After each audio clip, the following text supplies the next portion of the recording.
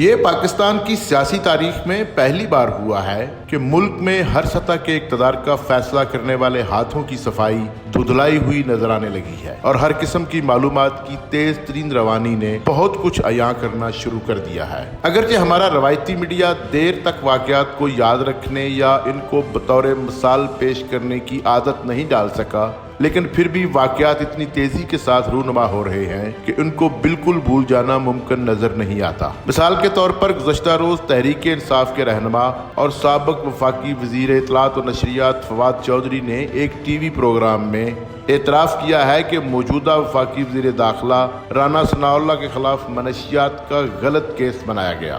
اس انکشاف سے رانا ثناءاللہ کو شاید کم فائدہ ہو، لیکن کیس بنانے والوں کو زیادہ نقصان ہوگا۔ جب رانا ثناءاللہ پر کیس بنایا گیا تو اس وقت جو آج کے رانا ثناءاللہ کی جگہ پر تھا، اس نے لاتعداد قسمیں کھائیں کہ کیس بالکل سچا ہے، اور اس کیس پر اس قدر گفتگو کی کہ آج ان کے جملے ضرب المثل کی سی حیثیت اختیار کر چکے ہیں کہ جان اللہ کو دینی ہے۔ البتہ یہ انہوں نے آج تک نہیں بتایا کہ اس وقت ان کی جان کس کے قبضے میں تھی۔ فیصل آباد میں جب 3 ہفتے تک ان کو باقاعدہ فالو کیا گیا، فوٹیجز ہمارے پاس سب کچھ اویلیبل ہے۔ اس کے بعد جب ہاتھ اللہ کے فضل سے ڈالا تو بتایا گیا رانا صاحب یہ آپ کا سامان ہے۔ انہوں نے کہا جی میرا ہے، یہ ہم کھول سکتے ہیں، آج ہی کھول لیں۔ اینٹی نارکوٹکس فورس کو ہیڈ کون کر رہا ہے؟ میجر جنرل، اس کے اندر 9 بریگیڈیئرز ہیں، ایک پروفیشنل فورس ہے۔ اس کو یہ نہیں کہ میں نے اس کو وکٹمائز کرنا ہے، اس کو وکٹمائز کرنا ہے۔ اس کے لیے شہریار آفریدی ہو، اسد عمر صاحب ہو، شیری مزاری صاحبہ ہو، ڈیفنس منسٹر ہو، علی محمد خان ہو، کوئی بھی کیبنٹ ممبر ہماری حکومت کا ہو، یا بزدار صاحب کیوں نہ ہو،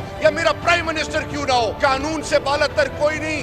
ہولی کاؤز کا کانسیپٹ ختم ہے۔ پنجاب کا ضمنی انتخاب شاید نئی تاریخ رقم کرنے کی طرف گامزن ہے، اور جس طرح تحریک انصاف بظاہر کسی بڑے سہارے کے بغیر مذکورہ انتخابی حلقوں میں عوام کو متحرک کر رہی ہے، اس سے ظاہر ہوتا ہے کہ ریت نواز لیگ کے ہاتھوں سے نکل رہی ہے۔ اگرچہ روایتی طور پر انتظامیہ اور تقریباً سب کچھ مقتدر نواز لیگ کے ہاتھوں میں ہے، لیکن ووٹرز کی تعداد ان کی گرفت میں آتی نظر نہیں آ رہی۔ مبصرین کا خیال ہے کہ تحریک انصاف کا مقابلہ وفاقی حکومت پلس صوبائی حکومت پلس نواز لیگ ہے۔ دوسری طرف پنجاب میں نواز لیگ اپنی روایتی گرفت کی وجہ سے مشہور ہے، لیکن شاید پولنگ والے دن جدید ترین ابلاغی ٹیکنالوجی سے لیس تحریک انصاف کے ووٹروں اور حمایتیوں کو گھچا دینا مشکل ہوگا۔ اب تک کی صورتحال کے مطابق اسٹیبلشمنٹ بہت حد تک اپنی غیر جانبداری کو بحال رکھے ہوئے ہے، اور اگرچہ تحریک انصاف کی قیادت الیکشن کمیشن عدالتوں اور انتظامیہ کو کچوکے لگا رہی ہے کہ کسی طرح بھی کسی قسم کی غیر ذمہ دارانہ حرکت کو پنجاب کے ضمنی انتخابات میں کیش کرا سکے،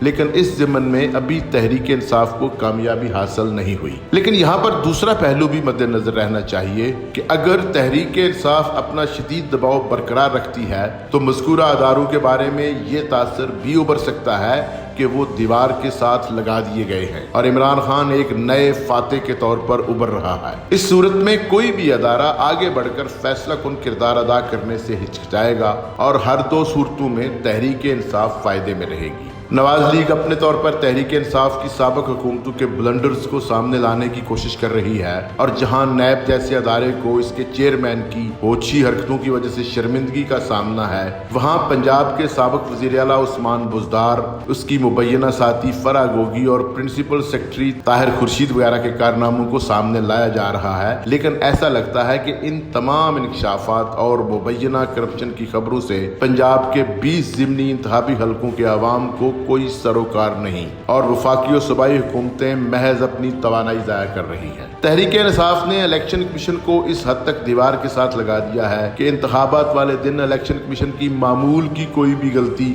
فساد کھڑا کر سکتی ہے، اور عمران خان کسی صورت اس قسم کی غلطی سے فائدہ اٹھانے میں دیر نہیں کریں گے۔ عدالتیں بعض غیر ضروری قسم کے مقدمات میں اپنے ریمارکس کے بعد سوشل میڈیا پر نشانے پر ہیں، اور عوامی تاثر یہی ہے کہ سب کچھ تحریک انصاف کے خلاف پلان ہو چکا ہے۔ یہ ایک انتہائی خطرناک اور نازک موقع ہے کہ ملک میں سیاسی انتشار بڑھتا جا رہا ہے، اور جن پر اس قسم کے بھی انتشار کو روکنے کی ذمہ داری عائد ہوتی ہے، خود ان پر بھی بہت زیادہ دباؤ ہے۔ دیکھیے آگے حالات کیا کروٹ لیتے ہیں۔